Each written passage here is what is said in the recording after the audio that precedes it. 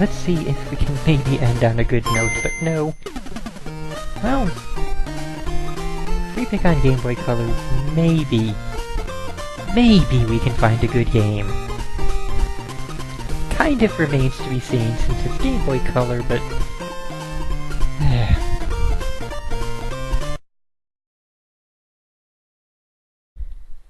Okay, Shadowgate Classic.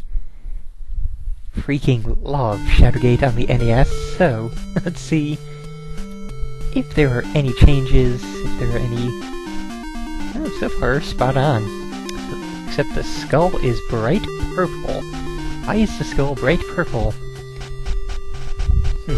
Last thing that you remember is standing before the wizard Lakmir as he waved his hands. Now you find yourself staring at an entryway which lies at the edge of the forest. The druid's words ring in your ears. Within the Shadow Castle Gate lies your quest. Yes, we'll go with that. The dreaded Warlock Lord will use his black magic to raise the behemoth from the dark depths. The combination of his evil arts and the great Titan's power will surely destroy us all. You are the last of the line of kings, the seed of prophecy that was foretold eons ago. Only you can stop the evil one from darkening our world forever. Fare thee well. Gritting your teeth, you swear that you will destroy the Warlock Lord. Okay, so... Ooh, that's a weird scrolling effect, but I guess the Game Boy Color screen is that much tinier than the NES screen. So far, I am impressed. As if by magic, the skull rises. The music is spot on. The sound effects are spot on. I am gobsmacked. That has never happened.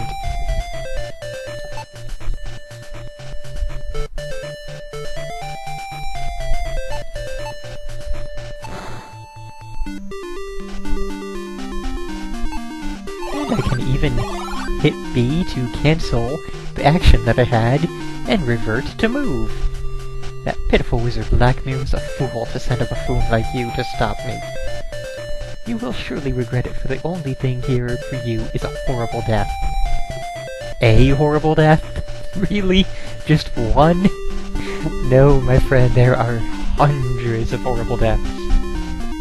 The sound of maniacal laughter echoes in your ears. Let's take all the torches, quickly now. I don't know exactly how long it's going to give us for that. And that screen scrolling effect is going to get annoying fast. So, go ahead, use key number 1. Right in there. Oop. Didn't take my clicking of B there.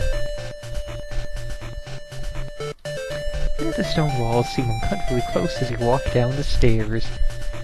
You will open the book. Oh, hey! That is nice. They show that this torch is different and special.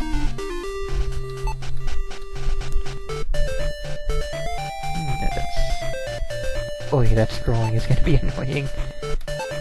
Take key number 2. And take us a couple spiffy torches. Well, a spiffy torch and one regular torch. Hey. Take torch. Thank you.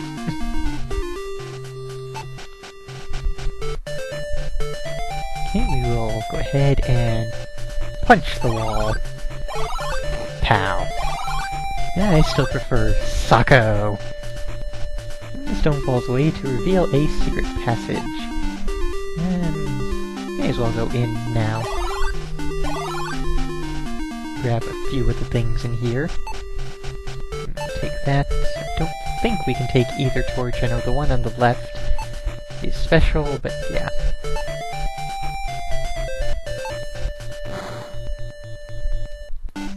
And if we try to move up here, the path crumbles, but we do not die. That is one of the very, very few things where it has an effect that seems like it could at least damage you, but doesn't kill you. Oh, I'm told that you could see the rings in the NES version as well. I had never noticed them. Okay, and we have the snake bridge, which is even more broken and ratty in this version. We'll just walk up this way. There's our wraith. Go ahead, use torch. Special torch. With a shout, you throw the flaming torch at it. Rah! With a blinding flash, the white flame engulfs the undead apparition. When you open your eyes again, the wraith is gone. So we'll go ahead, take ourselves a couple torches, and a handy-dandy cloak.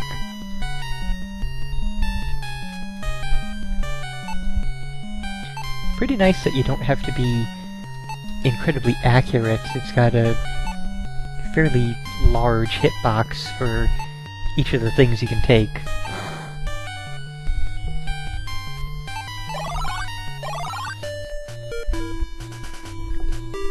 This small stone chamber is lined on one side by 2 barred portals.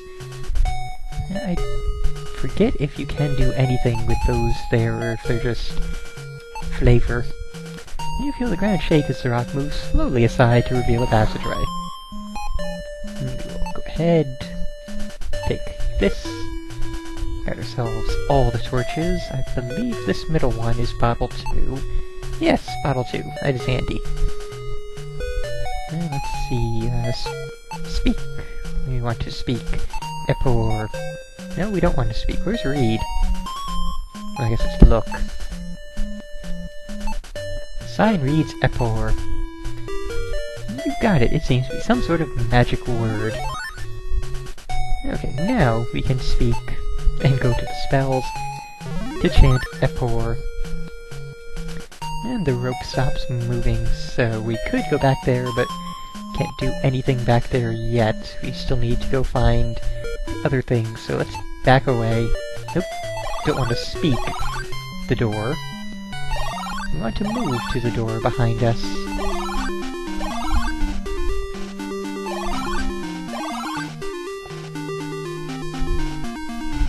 Okay, let's head down the other passageway. Being very careful because apparently this here no longer moves freely. Now it's on a grid. That is different, but I'll take it.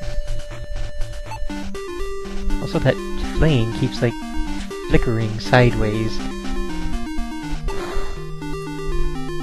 Kind of nerve-wracking when it does that. I don't know. Like, I wouldn't put it past them to put in some kind of new instant death. Your torch blows out and you die. Okay, let's see. Let's go over here first. Don't have all the things we can use in here yet, but we can at least get a few things. Hit the button, thank you. Okay, we will take a couple of these stones down here. Also worth mentioning that unlike the Deja Vu playthrough that I did recently, this one is all my knowledge. I know this game, like, 85% well.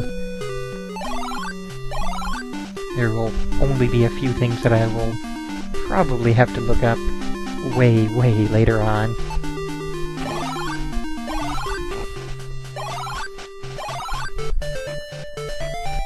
Okay, let's open up this little bag. Ah, bag number 1. Getting all the gems. Oop. Don't open gems. Let's try taking gems. Oop.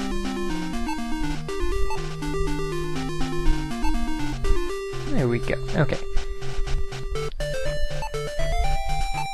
And don't take the passage back. That's going to be a thing that will repeatedly happen. And we will be back for you. I believe that is key number 3. Actually, we'll be back for you in like 2 minutes. Also, I'm like clicking through all the text instead of reading it now. I should be reading it more and, or at least leaving it on screen longer so that it can be read. The white gem goes right into this little socket. And we snag ourselves a sphere.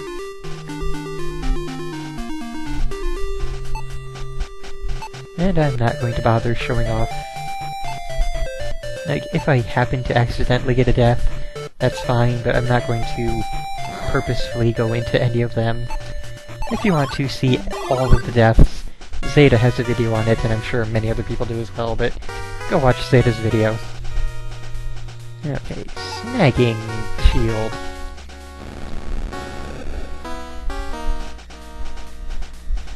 And now we want hammer. Hammer, thank you. Each time you grab something, it'll say those things, but you can withstand a good amount of blasts. Can't take absolutely everything, but most things. We'll just take a few of these things. And let's see if we can take the torch and still survive. Save state. We should be able to survive, I'm pretty sure. Nope, the shield melted. Let's run away. Back out into the cold room. Back into the Dragon's Lair. Also, I'm just now realizing that there is a Dragon's Lair game on Game Boy Color that I'm going to have to play eventually. Not looking forward to that at all. That one is probably the worst port of that particular game. Oh, hey, Sleazak. Long time no see. Welcome to Shadowgate Classic on the, Game Boy Color. Nope, too far. Wrong direction.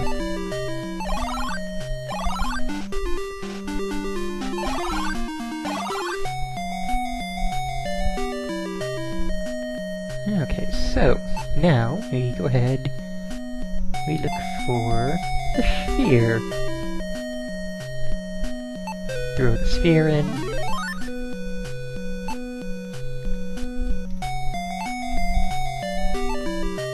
Okay, key 3 indeed. Now we'll go ahead, use our torch on our other torch. Apparently that doesn't work. Oh well. Don't do that. There we go. Okay. Now we can use our torch on the lake. The torch melts away the ice over the sphere, allowing it to float to the surface. Not surprisingly, the lake quickly refreezes.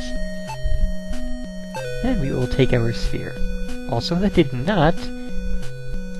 That is interesting. Usually that, melts the torch... Or, not melts the torch, that puts the torch out.